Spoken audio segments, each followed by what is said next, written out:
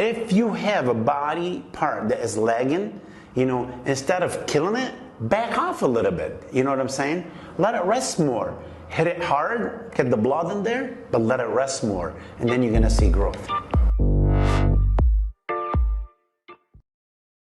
Here's what I tell everybody. First of all, the big mistake people make when they see a body part, it's not responding, what they do automatically, they train it more. And this is wrong, because now you're overtraining that body part. You see what I'm saying?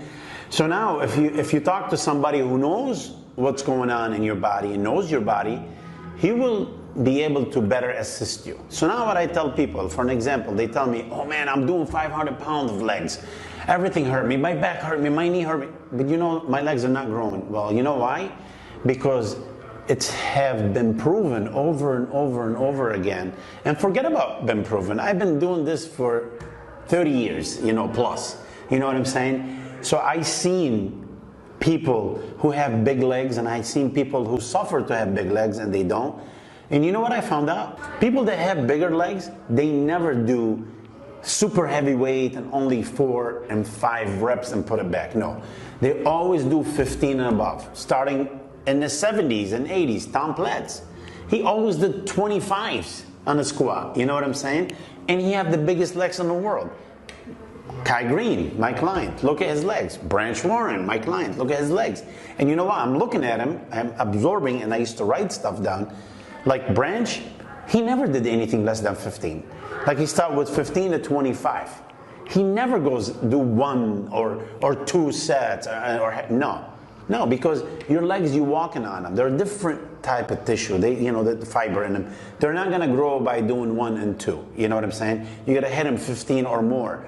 Because anything less than that, you know, like if you do super heavy, you're only training your back and your joint, and that's something in bodybuilding we don't want to do. And like I said, you hit them once, but hit them hard and let them rest. People, they start training more and more in the gym. Come on, guys, you don't grow in the gym. We all know, I say it for a million times, you're gonna grow while resting and feeding. You know, you're not gonna grow in the gym. I don't care if you spend hours and hours, you know. Well, you know, look at Kai or look at Jay Cutler. You're not Kai and you're not Jay Cutler, and you're not doing what they're doing. You don't have the genetic they have. Every individual is different. You know, when I go train Kai, for an example, for the Arnold, you know, a couple years ago when he won all the Arnolds, you know, I went there. Our workouts never more than 45 minutes, except on leg day, take a little over an hour. You know, like, I'm glad you guys asking me those questions so we can show people.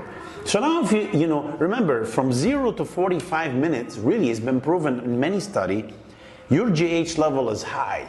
You know, you're at high output, you're really growing, you're pushing, you're putting the glycogen, you're bringing the blood to that muscles you're training. But then after 45 minutes, you start going into cortisol level. You know, your GH level starts plummeting and all that. So you really, if you train too long, it's not a good thing for you.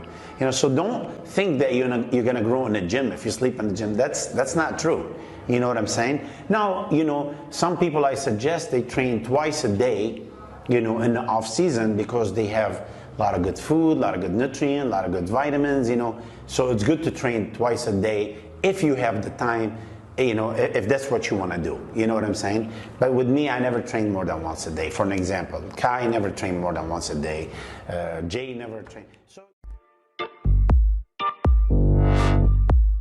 people wonder, like, you know, how I beat cancer. A lot of people ask me how I beat cancer. You know what? I heard a lot of people say, fuck cancer, hell with cancer. Guess what? You want to do something about cancer? You really want to stop it from spreading? You really want to stop it from keep coming? Stop sugar. Stop sugar, you guys. Sugar feeds cancer. That's the bottom line. The bottom line. Like, you either go, if you have any kind of disease, like now we've been proven that if you go on keto and you have cancer, you can beat it. Or if you can go on alkaline, you can beat it. So, you know, and there's many stuff of sugar. Like, for an example, a lot of people now, they're going to agave. Oh my God, it's great. No, it's terrible. You know why? Because it could cause an inflammation. It could, you know, let your pancreas release insulin, all that stuff. So you're still feeding the cancer. You know what I'm saying? You know, Let's talk about sucralose. My God, sucralose, they have it in all protein and all BCAA and all that stuff. And you know what? It's the worst, you guys. It's the worst. It's been proven many times in many studies it causes inflammation and cause gut problem and so many things. So what do you think all that stuff is doing to us? Seriously, we need to stay away. I don't want to even tell you numbers, but why don't you go check how much, not worldwide, just in the US, how much we use sugar in the 60s versus 2018, 2019. You're gonna be shocked. You will be flabbergasted. Sugar is the devil. You wanna kill cancer? Stop sugar. You know what? Like when you take your little baby and go to the bank or whatever and they give you a little sucker to your baby, oh, thank you. Imagine they're giving your baby a cigarette. You know what? You'll freak out because, cigarette is bad. Meanwhile, the nicotine killing 18% of the population, sugar killing 80%, because almost every disease known to man is caused by your insulin being messed up. So let's see how many people now they're gonna disagree with me. I love it, but seriously, guys, and no joke, note here. Stay away from sugar. Everything half sugar, stay away from it. You want a little sweetener. The only thing is actually it's been proven now on the market. Stevia. Stevia is really good because it boosts your immunity. It's good for your, of course, don't overdo anything like we always say. But if you want to have a little cup of tea or whatever, it's okay to put a maple syrup, tablespoon of maple or tablespoon of good raw honey. But stay away from sugar. And even the good honey and the stevia and all that, even they're good for you, don't overdo it. Stop feeding cancer. Stop feeding diseases, Sugar does nothing except bringing our immunity down, make us acidic. So stop doing that, you guys. Seriously. Love you all. There's life after bodybuilding.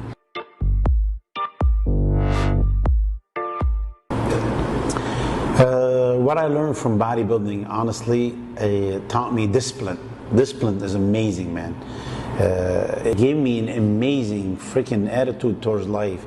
It gave me, a mind and body connection. Like I start feeling what works for me, what doesn't. And every bodybuilder, honestly, or every smart bodybuilder should write down, each and every food. Have a diary to know what works and what doesn't work for you. What makes you look good and what makes you look bad. It's very important. You know what I'm saying? And that's what bodybuilding taught me. Is sadly to say, like at the beginning taught me how to be healthy, but then when I get involved in using synthetic enhancement and stuff years ago, it really not necessarily is healthy. It took me the wrong path. So now that I'm a little older and I know that there's life after bodybuilding, remember, this is very important, you guys know, there's life after bodybuilding. What I mean by that, when you're 50 and 60 years old, you don't want to look back and say, oh man, I wish I would have done it this way, and I wish my kidneys are not bad, and I wish my liver is not bad, or I wish.